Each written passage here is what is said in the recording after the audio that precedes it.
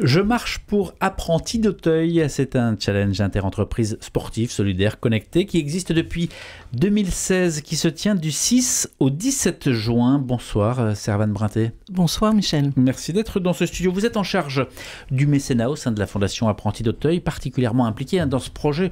On va y aller d'une manière simple sur ce projet, mais d'abord, qu'est-ce qu'Apprentis d'Auteuil ? Apprentis d'Auteuil, c'est une fondation donc reconnue d'utilité publique qui existe depuis 1929. Nous sommes présents en fait sur le Nord depuis 1954 et on peut résumer l'action par quelques verbes.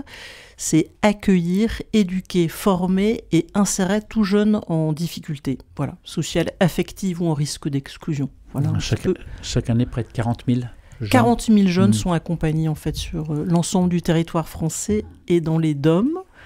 Dans 400 établissements, voilà. Quand vous dites accompagner, en quoi consiste l'accompagnement ? Alors, si je suis un petit, que je suis passé par un juge pour enfants, donc anciennement l'ADAS, l'aide sociale à l'enfance, eh bien, voilà, c'est sa maison, on va l'accompagner dans son quotidien. Si je suis un jeune en décrochage scolaire, on va l'accompagner dans un collège, par exemple ici à 20 minutes de Lille.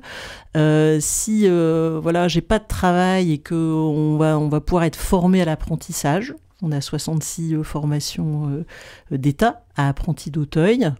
Et puis, si je suis en difficulté familiale, on peut aussi venir dans ces maisons des familles. Là. Donc, c'est le sujet un peu pour lequel je suis là ce soir. Exactement. 2 maisons des familles dans la région. 2 maisons des familles qui sont plutôt sur la Picardie. Mais je sais que vous y mettez jusque Amiens.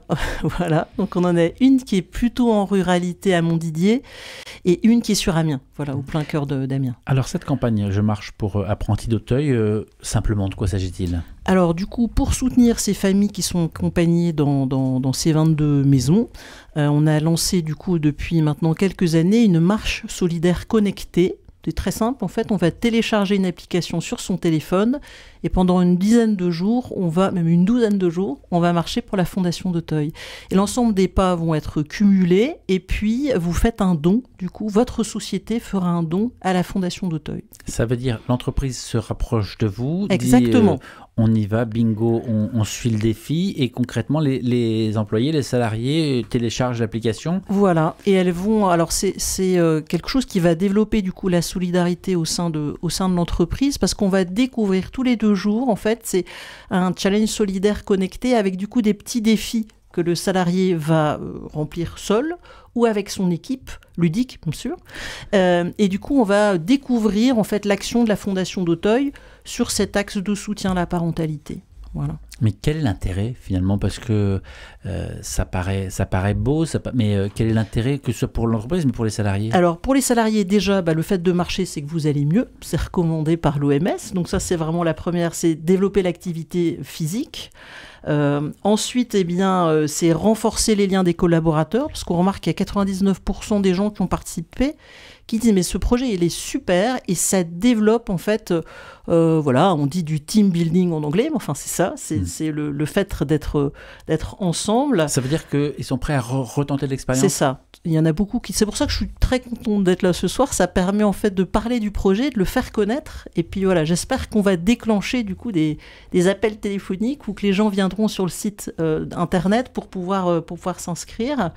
Et puis surtout pour une entreprise aussi, on remarque aujourd'hui qu'elles ont aussi envie de s'engager, de valoriser leur engagement social. Et c'est une façon aussi de communiquer auprès de ses salariés, puis aussi auprès de ses clients, de ses fournisseurs. Voilà, on s'en remarque ça aussi. Servane Brinté, pardon, mais d'autres organismes, associations peuvent aussi avoir des démarches qui se rapprochent. Qu'est-ce qui spécifiquement et le message porté par Apprentis d'Auteuil ? Alors, c'est un message d'espérance, en fait, déjà la Fondation d'Auteuil, parce qu'on choisit, en fait, d'accompagner toutes les personnes, en fait, en difficulté.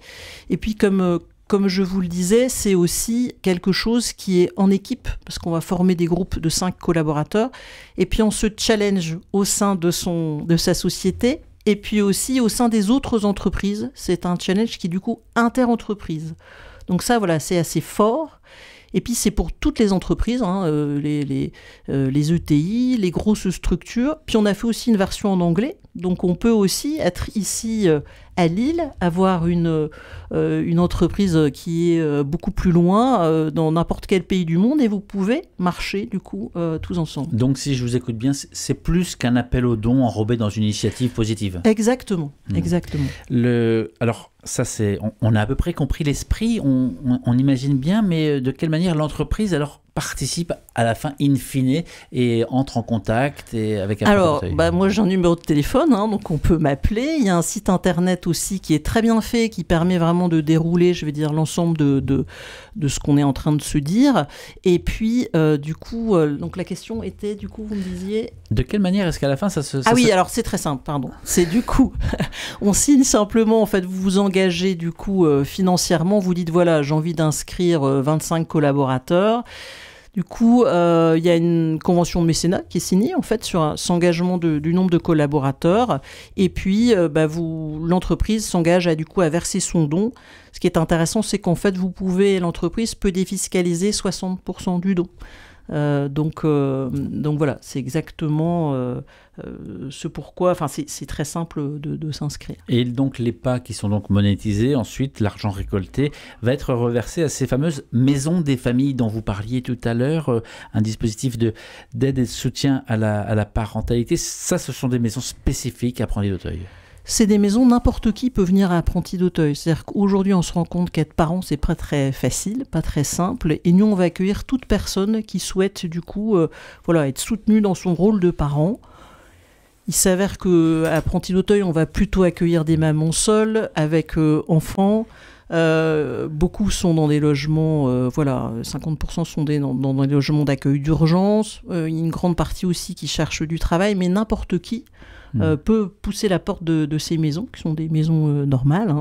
Et puis, il y a tout un accompagnement. En fait, la spécificité, c'est qu'on va être en groupe. Ça vient du Canada, c'est l'empowerment. Ça veut dire qu'on va discuter avec d'autres personnes qui ont aussi une problématique de soutien à la parentalité. Et du coup, ce sont vraiment les familles qui vont proposer les sujets. Le premier axe, c'est de rompre la solitude. Et puis après, c'est de se reconstruire. C'est d'aller mieux. Et puis d'accompagner, du coup, l'enfant et le parent. Concrètement, pour les adultes, c'est retrouver du travail. Puis pour les jeunes, c'est de partager un repas, reprendre confiance en soi et d'aller... Alors, si on prend un peu de recul sur l'initiative, par exemple, l'an dernier, 29 entreprises, 1700 collaborateurs, de quoi récolter 231 000 euros. Oui. Cette année, où est-ce qu'on en est? Est-ce que ça démarre déjà? Ça démarre déjà. On a des inscriptions ici, nous, sur la région. Donc, comme vous l'avez compris, ça se passe sur l'ensemble de la France. Donc, mes collègues aussi, partout en France, les entreprises s'inscrivent. Et nous avons déjà 5 entreprises qui se sont inscrites. On a plus de 330 collaborateurs qui vont marcher pour la Fondation d'Auteuil. Quelque part, je veux dire, c'est un début. On est à 2 mois de l'opération. Donc, l'opération, c'est du 6 au 17 exactement. Juin. Il y a plein d'infos sur apprentis, au pluriel-auteuil.org. Voilà, même sur le site des Hauts-de-France, on trouve l'information. Sur le site des Hauts-de-France. Alors, les plus anciens, dont je fais partie, ont connu l'appellation orphelin. Apprentis d'Auteuil, c'était jusqu'en 2009, créé en 1866 par l'abbé Roussel. C'est une œuvre sociale consacrée à l'origine et encore aujourd'hui à l'accueil, la formation, l'aide à l'insertion des jeunes en difficulté sociale ainsi qu'à l'accompagnement des familles et Auteuil parce que tout est né dans le quartier d'Auteuil à Paris. Et puis il y a un siècle, il était plus connu, Daniel Brottier, le père Brottier bienheureux, a dirigé ensuite la fondation. Est-ce que c'est confessionnel les orphelins, les apprentis d'Auteuil? Alors effectivement, on est sous la tutelle des spiritains. Pourquoi? Parce qu'en fait, après-guerre, c'est l'évêque en fait, de Paris qui a demandé du coup à Daniel Brottier de reprendre l'œuvre, comme on disait. Voilà. Et aujourd'hui, on va accueillir toutes les confessions à la Fondation d'Auteuil. Alors, nous sommes sur une radio spécifique. J'aime à dire que c'est souvent le regard du Christ, en fait. C'est de dire, en fait, on va accueillir tout le monde et on va chercher à faire advenir le meilleur de la personne, en fait. C'est vraiment ça, je vais dire, le quotidien de l'ensemble des collaborateurs et de mes collègues qui sont directement en lien avec les jeunes et les familles. On a parlé de 40 000 jeunes tout à l'heure. Combien d'établissements scolaires? 45 ici sur les Hauts-de-France. 45 établissements, et puis 2200 jeunes ici sur notre région. Collège, lycée professionnel. Alors, effectivement, des maisons d'enfants, des collèges, un grand centre d'apprentissage ici sur Losangoël, des foyers de jeunes travailleurs. Voilà, c'est l'action d'Auteuil ici, en proximité. Et puis, soulignons-le, parce que son nom est désormais connu, même s'il l'est témoin du grand public, le président de votre conseil d'administration, c'est Jean-Marc Sauvé. Oui. C'est ça, ancien serviteur de l'État, qui a côtoyé pendant près de 40 ans les plus hautes sphères de la République. Il a mené ces derniers temps, c'est pour ça qu'on en avait parlé dans l'actualité, un rapport de transparence au sein de l'Église catholique. Quel est votre modèle économique ? Alors, nous fonctionnons à 55% d'aide de l'État et à 45% de la générosité du public, c'est-à-dire toute personne, les particuliers, bien sûr, qui nous aident, et puis aussi les entreprises, qui souhaitent aussi mettre leur pierre à l'édifice en s'engageant financièrement et puis même parfois aussi bénévolement au service de la Fondation. Avec toujours cette possibilité de défiscaliser, bien évidemment. sûr, 60% de réduction sur le don, ça c'est vraiment quelque chose d'important. On n'a pas parlé du coût montant par personne, c'est 52 € pour les 12 jours par collaborateur. Ça veut dire quelque chose qui est quand même déjà assez modique, mais qui pour nous est vraiment très très important. C'est ça, la participation de l'entreprise, 52 € pour 12 jours par collaborateur. Exactement. Qui est entré dans la démarche. Est-ce que tous les collaborateurs doivent le faire quand une entreprise s'y met ? Alors justement, nous on demande en fait que l'entreprise signe cette petite convention et s'engage à minima sur 25 collaborateurs. Après, ça peut aller, on peut avoir 300 personnes. Non, tout le monde n'est pas obligé de marcher. Ça, c'est l'entreprise en fait qui après va donner l'information à ses collaborateurs et qui décide en fait du nombre de salariés qu'elle souhaite inscrire. Sachant qu'en fait, maintenant, ça fait plusieurs années, comme vous le disiez, qu'on a la chance d'être avec cette opération. Et donc, on a des kits qui sont déjà faits en fait à destination des responsables de communication, en direction directement des personnes pour relayer de façon très facile l'opération. Il y a des webinaires avant que ça démarre, pour que les collaborateurs soient vraiment bien au fait de ça. Servane Brinté, je rappelle que vous êtes en charge du mécénat au sein de la Fondation Apprentis d'Auteuil. L'une des démarches singulières adressées à celles et ceux qui font vivre le projet d'Apprentis d'Auteuil, c'est le DHS, Développement Humain et Spirituel. Qu'est-ce que c'est ? En quoi c'est particulier ?